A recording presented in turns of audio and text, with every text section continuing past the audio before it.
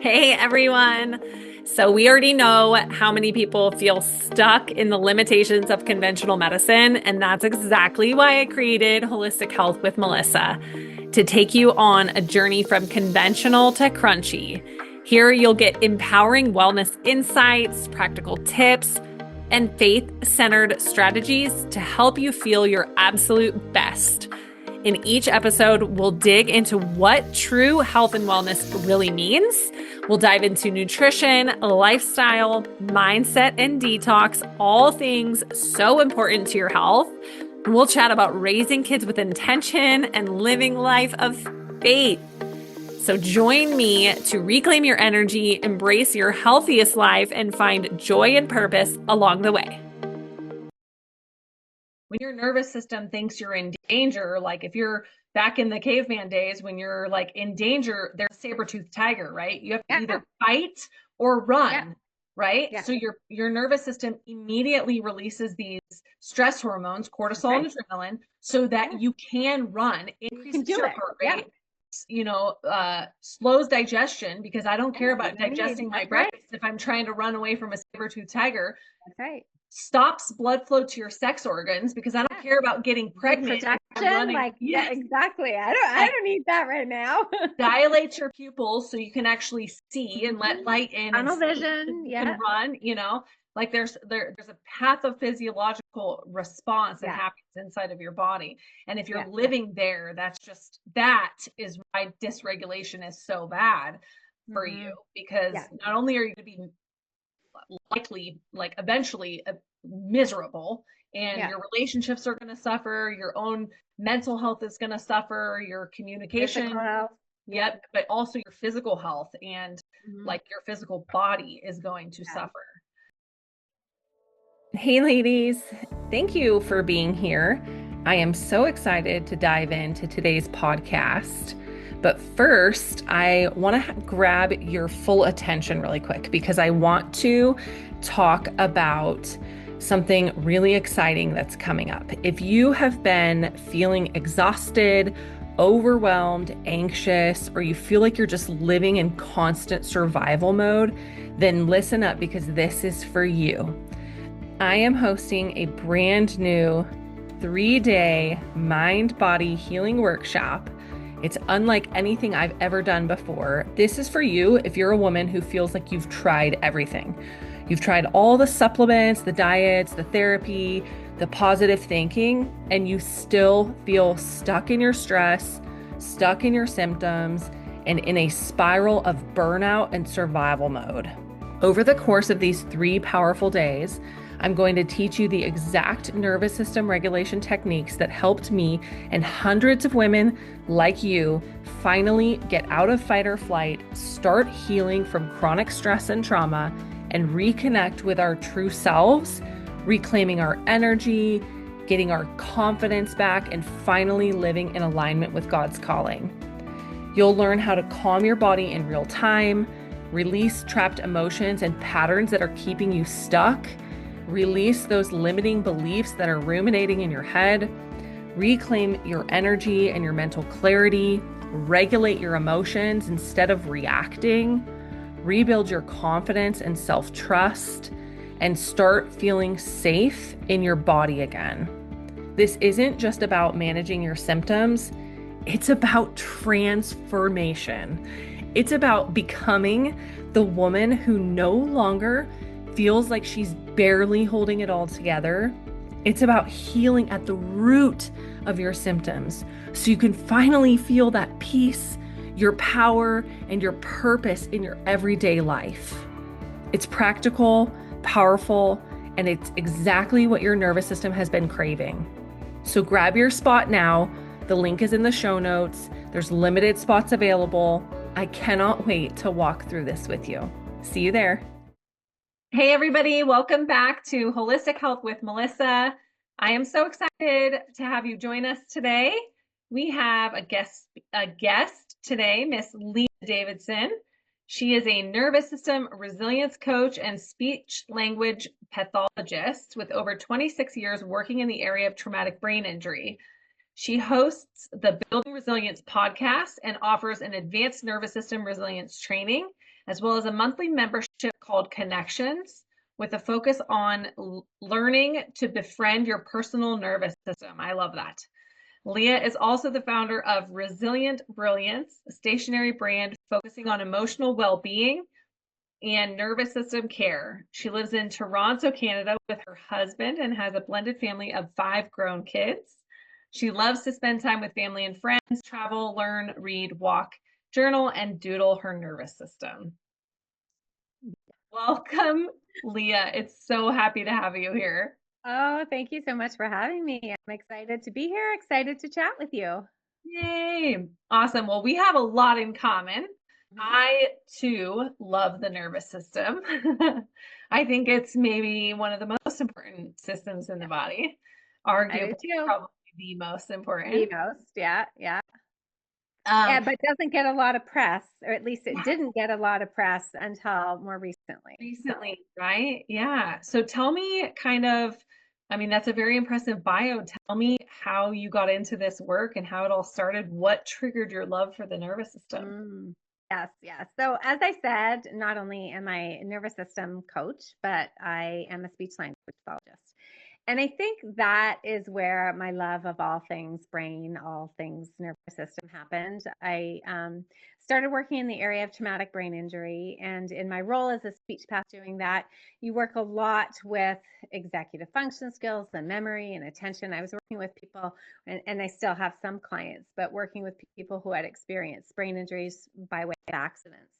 And so we're trying to rebuild, rehabilitate, get them back to work, get back to their roles in their life. And it was great. Over the years, I worked with so many people and trying to teach them strategies. And here's how we can maximize your memory and your attention. And I just started to see the pattern that their nervous systems, when they were regulated, it was much easier to learn the strategies, do all the things that they knew would help them improve and get better. The majority of time, people were really struggling. And I started to see that it's not because of effort, it's not because lack of knowledge or intelligence. It often was because, yes, they've had an injury, and that injury has impacted the way their brains work and the way their nervous system functions, and they're dysregulated. When we are dysregulated, it's very hard for us to access our thinking skills, which is what I was trying to work with. And so I started to see, okay, hold on a second. Before we start doing all these wonderful strategies that I had to help them enhance their cognition, we got to get back to the basics. What is your nervous system? What's going on with your nervous system? What happens when your nervous system, quote unquote, goes offline? And how do we bring it back online? Once we did that, then we can start introducing the cognitive tools, the mindset tools, and start having so much more success overall in all the areas of their life. So it just led me to have such a passion for the nervous system. And then, of course, I started to actually during COVID times, my SLP practice changed because I used to go out in the community to see people. Now I was doing it virtually, so I was driving and traveling a lot less to people's homes. It's like, what if I expanded and started to work with other people? And people just naturally reached out and sort of said, I don't have a brain injury, but I'm struggling with this. And I was like, well, we all have a brain, we all have a nervous system. It kind of all works the same way. Yeah. And started building my practice from there. And then just eventually have gotten really, really passionate um, about nervous system education. And like you said, the most valuable resource that we have, and investing a lot more time in that. And it's just expanded from there. Yeah, it's absolutely shocking to me still after so many years how many people have no idea what their nervous system is or what it does. So can you give That's us it. like I know that that's a big question and we Yeah, could spend like that's 5 hours just talking about like what it is. yeah, yeah, But what about like a quick little for like, the lay person who has no yeah. idea like what is the nervous system and why is it so important? Why does it even matter? Yeah, yeah. And I do think you're right. Like we've heard about it, and I always say like everybody learned about it in school from like sort of biology. We knew what that was, and we've heard things like people use expressions like they had a nervous breakdown. Everybody's sort of like, oh, yeah, like they understand that. Well, what does that even mean, a nervous breakdown? But essentially, the nervous system is how the brain and the body communicate with each other. It's the communication. It's the channel. So it's the brain, the spinal cord, and lots of nerves that follow through with that, and how it communicates. The part of the nervous system that we're referring to is the autonomic nervous system, because there's different branches. So we'll just zoom over to the autonomic nervous system. Its main job is to keep you alive. Its main job is for your survival. So it's in charge of things like your breathing, your digestion, your heart rate, your temperature regulation. And based on your survival and the need for your survival, it starts pulling in information from around you externally. So from your senses, what you see, what you taste, what you touch, what you hear. From internally, like, so what's going on internally, the sensations you have, your heartbeat, and if you have any pain. And then it also reads what's going on between us relationally. And so it is kind of like this radar, and it's making this assessment of what's happening to determine whether or not you are safe or you are in danger. So to determine your survival, it wants to know, do you need protection? Or are we good with just connecting? And so that is just the role. It's sending messages back and forth. Are you okay here? No, I don't think you're okay here. I think you're in threat here. Are you in threat there? Going back and forth constantly. And based on what it reads, it will put you into different states. A state of protection, where the initial state of protection is one where maybe we will get hyper aroused. And we hear a lot about fight or flight. That's essentially what it is. If your nervous system reads you're in a bit of danger, well, guess what? Let's get activated. Let's do something about it. Let's either get ready to fight, or let's get ready to get the heck out of here. Or if you're in great danger, let's shut down. Let's get small. Let's collapse. Let's hide. So a hypo-aroused state. And if it senses safety, it's like, let's continue on the merry way. Let's get creative. Let's have compassion. Let's use our thinking skills. Let's be problem solving. Let's connect with each other. So the nervous system, that's its job. Survival, communicate back and forth. Are you safe? Are you in danger? If you're in danger, let me protect you. If you're not in danger, let's connect and let's live our best life. Yeah, I love that explanation. So simple and easy to understand when you're saying, like, it's just literally, I often say, like, it's your internal surveillance system. And you said it's like this radar. And I'm like, yes, it's exactly what it is. Scanning. Yeah. Scanning. So what is a dysregulated nervous system, and what is that? Why is that a problem? So as I said, it's scanning, and it would be great if it scanned and it was always accurate, except it's not always accurate. So sometimes what happens is it scans and it will perceive threats where there is no threat. So a couple of challenges of the nervous system is, one, it doesn't have a timestamp on it, meaning that at one point in my life, I could have been in or had an experience that I did need protection from. Maybe a dog bit me. And so I confronted a dog. I was bitten by a dog. I was in danger. My nervous system registers all dogs are dangerous. Well, now 40 years later, I'm walking down the street. I see a dog. My nervous system's like, dog, you're in danger. I'm not in danger now. This was a cute little puppy that just passed by me, but my nervous system doesn't know the difference. It registers, you had danger in the past. I'm going to protect you now, because remember, its job is to protect you. So it doesn't know the difference between, the past and the present. That's why so many people will experience, PTSD, will experience things from the past as if they were happening in the present. The other thing that happens is it is not always accurate in reading threats. So is something an accurate, like acute threat or a perceived threat? And I like to say that, give the example, if there is smoke in your kitchen, your nervous system is always going to assume that your house is burning down and call the fire department, and we got a 5-alarm fire, when probably probably the majority of the time, you've just burnt some toast. There's no need to have such a reaction. So because we don't have a timestamp, because we don't know the difference between acute and or perceived and accurate threats, we can have a nervous system that is constantly responding as if we are always in danger.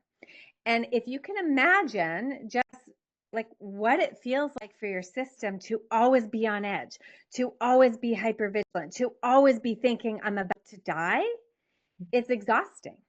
And so our nervous system will be in a state of protection for much, much longer than it needs to be, sometimes all the time. We are not meant to be in this crisis mode all the time. We're meant to be able to respond to a crisis and then come back down and respond again and have that flexibility to maneuver depending on the situation in front of us. But when we are constantly, chronically responding as if we're about to die, we will enter a state of dysregulation. We're not functioning as we should be, and we can run out of steam, we can run into exhaustion. That's exactly what burnout is. We start doing things over and over that are not sustainable, and then our systems will crash and we'll end up being dysregulated. Yeah, so you initially started working with people with TBIs, traumatic brain injuries, and then nervous system dysregulation is something that affects lots of people, not just people who have TBIs. Yeah. So for somebody who's listening, like what would be some symptoms maybe that they would potentially be experiencing that would be sign of them being dysregulated? And then besides the TBI, what else can cause that? Yeah. Okay, so signs of dysregulation, there are like literally thousands, as you know, I'm sure. But we can start with things like chronic pain, chronic illness. Those are general across the board signs you can pretty much guarantee, even if there may be some structural things that are linked to chronic pain and illness, which we know is not always the case. That sometimes there's nothing structurally wrong. The nervous system is almost always involved in there. We can start seeing anytime people have high levels of stress in their or feel stressed, anxiety, depression. When you see people start having overthinking, over worrying, being chronically busy, feeling completely burnt out, feeling hopeless, feeling helpless, having a hard time sleeping, yelling at their kids, procrastinating, having perfectionist tendencies. This is like, it's such a broad realm, but all these things indicate that you could be dysregulated, and you're likely. Listen, we're all going to have moments of dysregulation. The challenge is that, are you able to get dysregulated and kind of return back to a baseline? So those are some of the symptoms that you're going to see. And what was your next question again? See, this is just, the dysregulation also is like, I'm not familiar with, we've never really met, and I'm doing this on the fly. And that's exactly, my nervous system is trying to balance out, like, is this safe? Is this okay? Which will mean like sometimes your mind will go blank. You won't be able to think of the words. You'll have word finding problems. You'll have all those things. So that's exactly what's the moment of dysregulation there, right? In real time, learning in real time. Yeah. Here's an example. Yeah, great.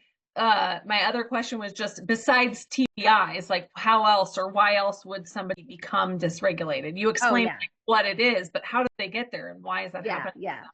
Well, you think of like anything that is going to tax your system a little bit more. So injury can tax your system, illness can tax your system, having kids taxes your system, not having proper nutrition, not being able to sleep properly, having all sorts of stressors in your life. Maybe you're going through a divorce, or maybe you're having financial challenges. Maybe you've got job issues.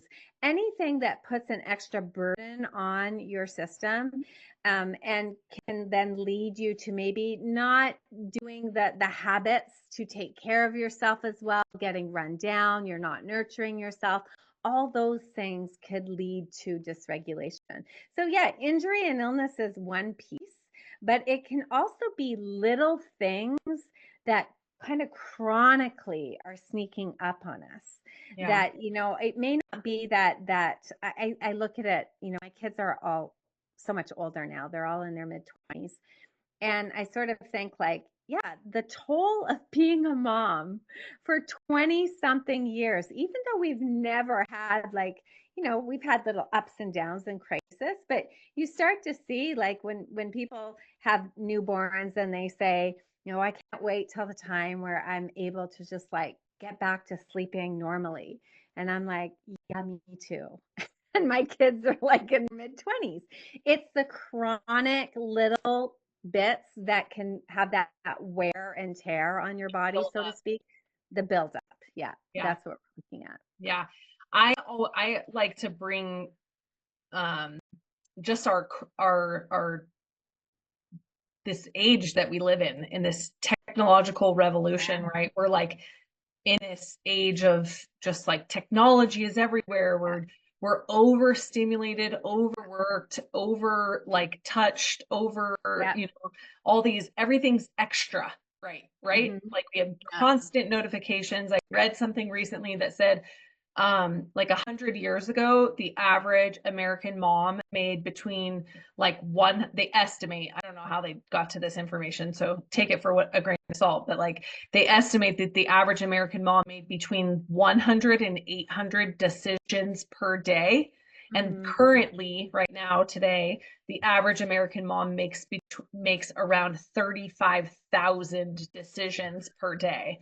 So just in wow. 100 years, you can see Yeah, like how much things have changed, right? Because we have notifications on our phone, yeah, we have fluorescent lights, we have yeah, way more traffic, and like yeah, just things are so different now. yeah, And yeah, our nervous systems are literally not designed to yeah, live in this hyper notified yeah, state, yeah, right? Where we have yeah. all this, like we're drowning in information, and we never, even if we had the time to like rest and relax and like regulate our nervous systems, like most people don't even know what that means That's anymore right. because Yeah, their parents never taught them, because their parents grew up totally yeah, different, like our yeah, parents grew up totally different than how we yeah, grew up. So yeah. even And I that. find that what happens with us is we have started to kind of change our baseline of what we view as success. So when people are really productive in our society today, they get rewarded.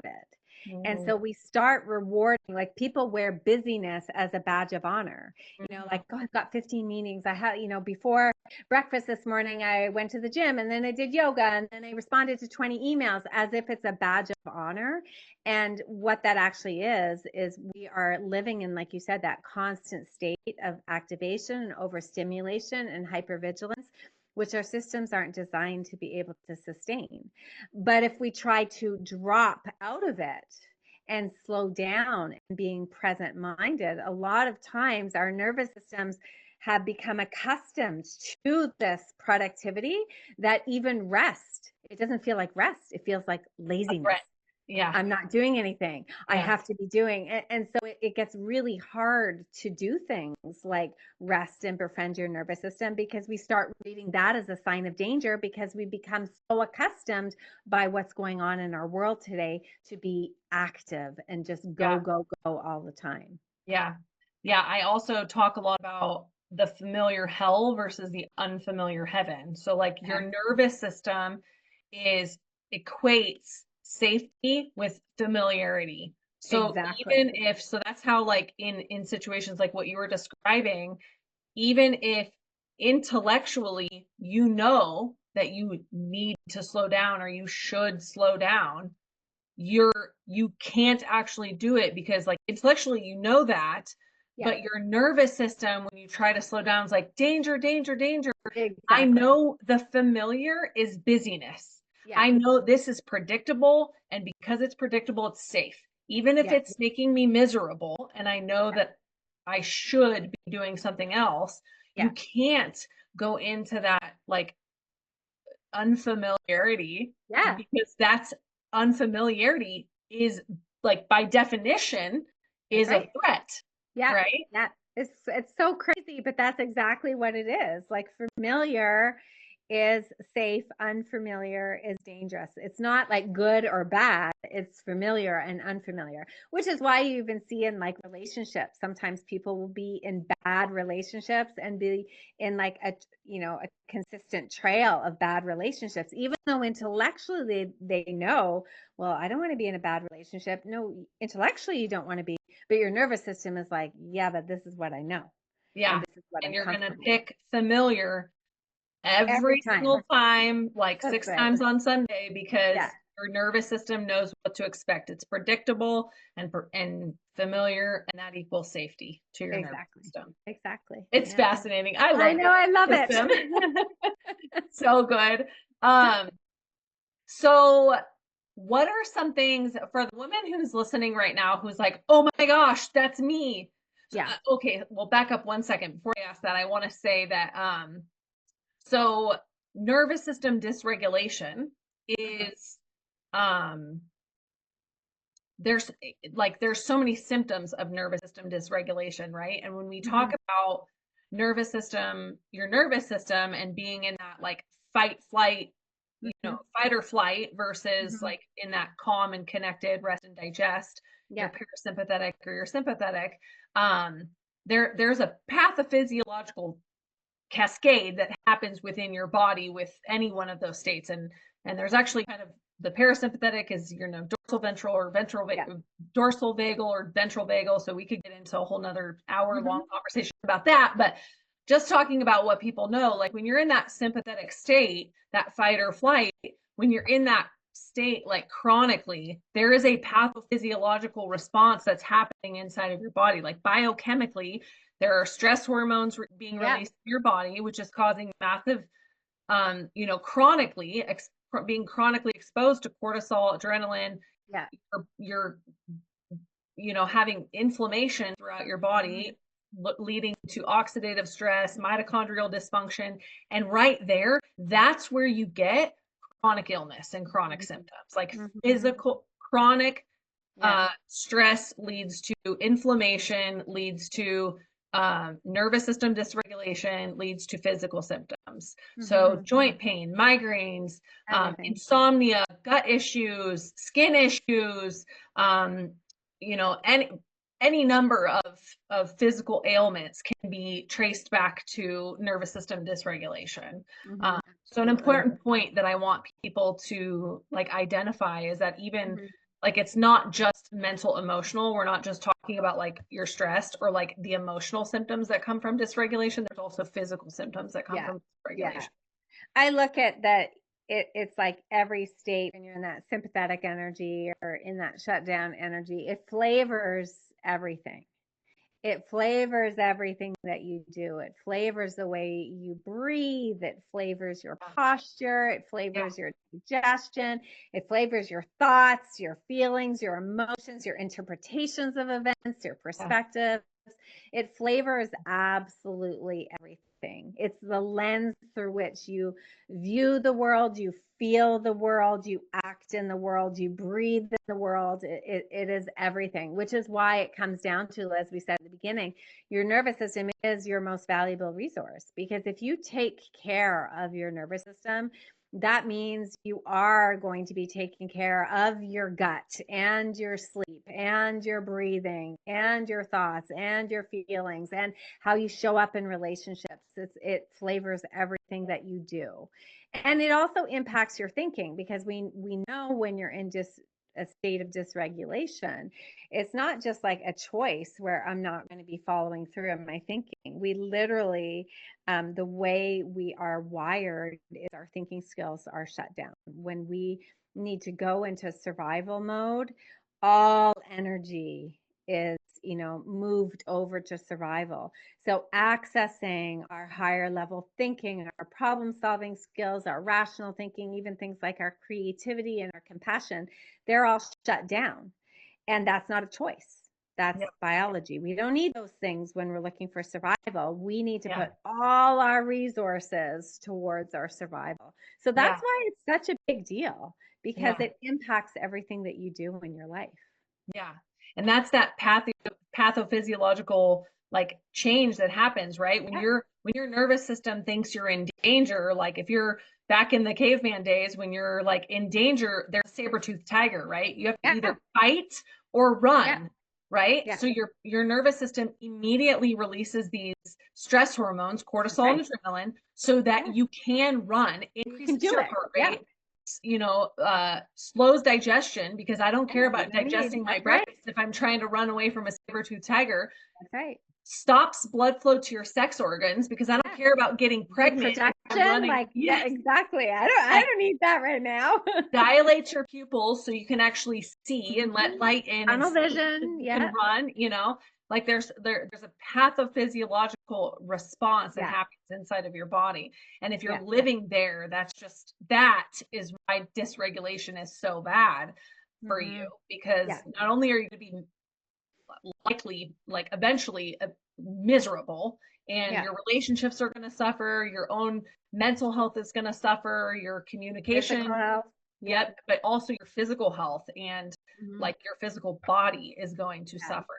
Yeah. um, And I think that we can get our head around some of those things. Like, okay, it makes sense to me that I would have, some anxiety if I'm feeling stressed and things like that. And I do stress in quotes because, it's different for everybody depending on the stressors. I don't think we quite believe yet how linked it is to our physical. And I always say to people, I'm like, I think a lot of people over the years we've said stress can lead to like a heart attack. Okay, we've seen that. Oh, they're very, very stressed and it leads to a heart attack. mhm. But when we start saying things like, well, inflammation and gut issues and rashes and food intolerances and migraines and back pain and neck pain, we're just like, oh, no, no, no, that's real. Yeah, That's real pain. Those are yeah, real physical symptoms. yeah, And it's like, well, we're not saying they're not real physical symptoms. We're talking about they what is are the real physical root. symptoms. They're real. They are Yeah, so real. Tell anybody who has pain or digestive challenges that's not real, they will tell yeah, you it is real. yep, But what we're saying is, what is the root of this? Often, if not entirely, often the nervous system and the dysregulation that the psychology, the sociology, all those things, that biopsychosocial model we're looking at. Yeah, there could be structural things, but more often than not, there are all these other things yeah, that are related to the nervous system. yeah, And most people are sort of like, no, it's not all in my head. And we're yeah, like, that's not what we're that's what saying. we're But saying. Yeah, that's right. It's understanding that your nervous system can show up in very, very real physical symptoms that we go running to a doctor to and say, no, you better diagnose me, you better give me medication because these are real, when it can just be learn to regulate your nervous system and you will see your symptoms start to dissipate over time. yeah. Yeah, I love that. So, so important. That's right where like my sweet spot. I love Yeah. talking about that mind body connection and how powerful the mind is and how it influences our physical body, um, Mm-hmm. and our mental health and, all the things. Everything. The nervous Yeah. system, I think, is Yeah. so like so underrated and under Yeah. talked about. So for the woman who is listening, who's like, oh my gosh, that's me. Like, Yeah. I think that my nervous system might be dysregulated. What can she start doing right now today? Or Yeah. or maybe share like a couple of your favorite ways to regulate your own nervous system. Like, what can she do today, right now, to regulate her Yeah. nervous system? Yeah. So I'll give you a couple of them, but I first want to say, when people first start to have an understanding that, well, maybe my nervous system is dysregulated, we have this, natural, okay, what can I do to fix it? Mhm. And I do like to equate that to, we're living in a place where we realize like, oh, I don't want to live here anymore. And so we decide we're going to move, and we pack up all our boxes, and we're all excited because we're moving, and we load all the boxes into the moving truck, and we have a driver there. And then the driver is like, great, everything's packed up. Where are we going? And you're like, I don't know. I just wanted to get away from here. I didn't really think about where to go. So I'd say the first place is we want to be learning about where do we want to go. And so we could recognize that maybe I have been living in this state of dysregulation. Maybe I have been overthinking and burning the candle at both ends and being really irritable.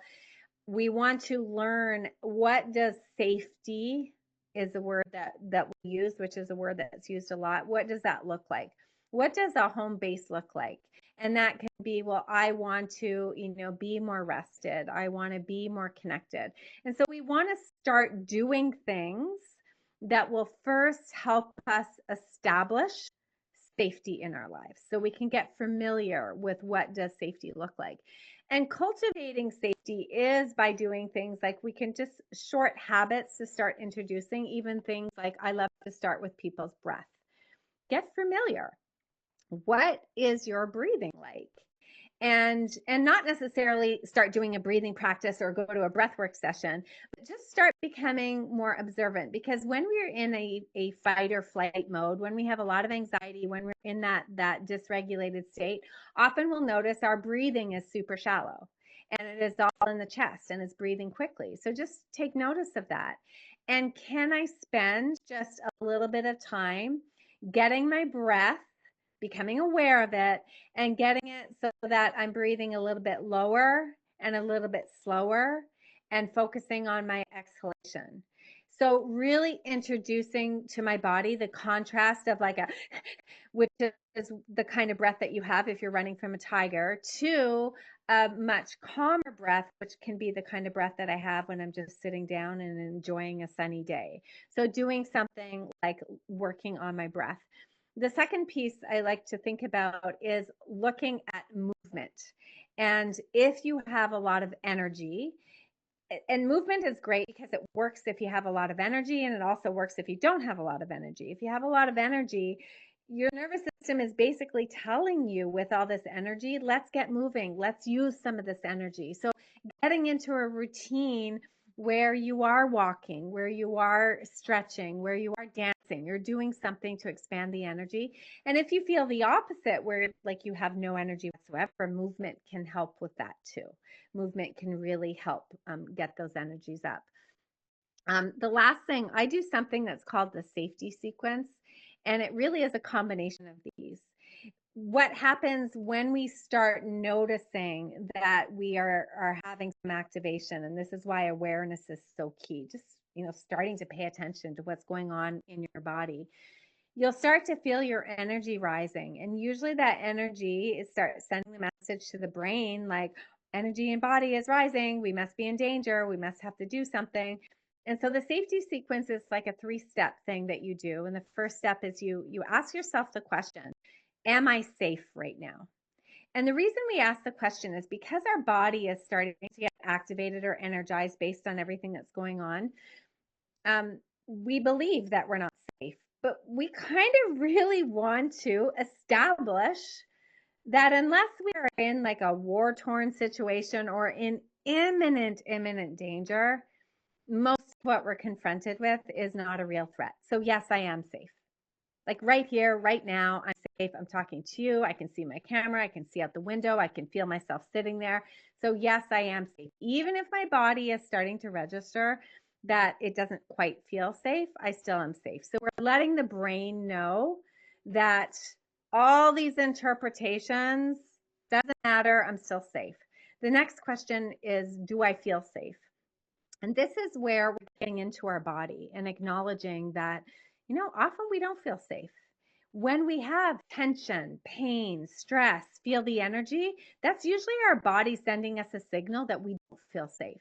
So that's okay. Just acknowledging, like, no, I don't feel safe. I feel my heart pounding a little bit. My gut is swirling. We're just getting familiar with how our body is trying to communicate with us. So am I safe? Do I feel safe? You can do those interchangeably, but we want to do both, because one is letting the brain know you're safe and the other is getting into your body. And then the third step is to acutely relax your body. Because what we know is that a body that is relaxed cannot house stress. And the example I always love to give people, in case you don't believe it, is if you were a parent, try yelling at your children from a completely relaxed body. It pretty much is impossible.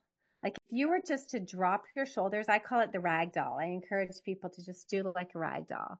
Like let yourself hang, let it drop. Now try to yell at your kids. Hey, hey. Like the second you try to yell, you get tension. So if we stay in a relaxed body, we're not going to have the stress. And so we repeat that cycle. Am I safe? Do I feel safe? Acutely relax your body. I acutely relax my body by the rag doll and by doing like a longer, slower, deeper exhalation.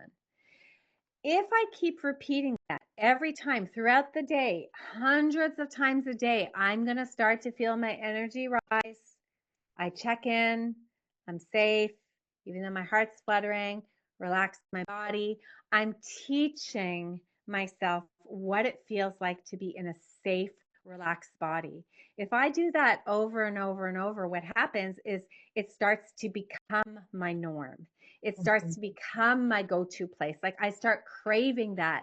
I'll be confronted in a stressful situation in a grocery store or while I'm driving or with one of my kids, and I'll be like, oh, let's just get to that place of safety.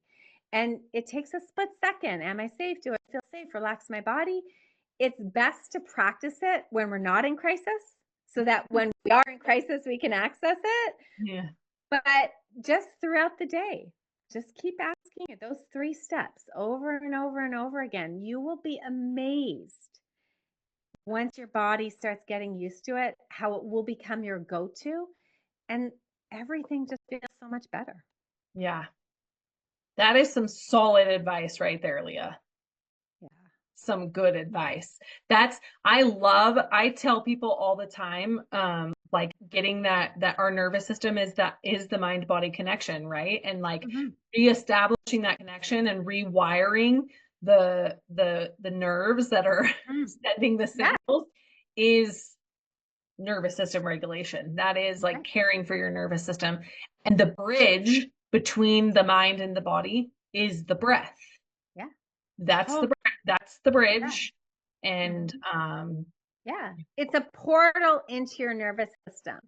And a breath is the one that we do naturally, and we can have voluntary control.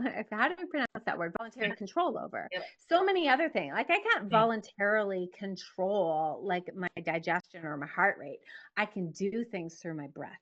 And that's why it's such a powerful bridge. Such a powerful tool. I love that. So awesome. I could talk to you for hours and hours. Yeah, I agree. Totally. So tell everybody if they're interested in learning more about you or connecting with you, how would be the best way for them to do that? Yeah. I am on Instagram and Facebook, Leah Davidson Life Coaching. I also have a podcast called Building Resilience. And I'm also on YouTube, Leah Davidson. I just actually put out a video that goes through that safety sequence in like great amount of detail. And I also have a journal, a mental health journal. It is under the brand Resilient Brilliance, available on Amazon. And in there, I also walk through the safety sequence. It's such an important thing, getting that brain body connection, that relaxed body. And so those are the different ways to access me. Yay. Awesome. Thank you so much for being here. You're so welcome. I loved having this chat with you and geeking out over the nervous system. Yeah. Not too many people who would want to spend hours just talking about the nervous system. Yeah, I would. Sign me up. Right. Exactly. Awesome. Well, thank you everyone for listening. If this episode helped you, please share it with a friend or someone who needs it. Write us a review so we can get this message out to more people. Go find Leah Davidson. All of her contact information, her podcast, YouTube, all of that will be in the show notes. And thanks for listening. Tune in to the next episode. Hey everyone, thank you so much for tuning in to Holistic Health with Melissa. It is such an honor to have you here. If you found value in today's episode, would you share it with a friend who might need it too and leave us a review?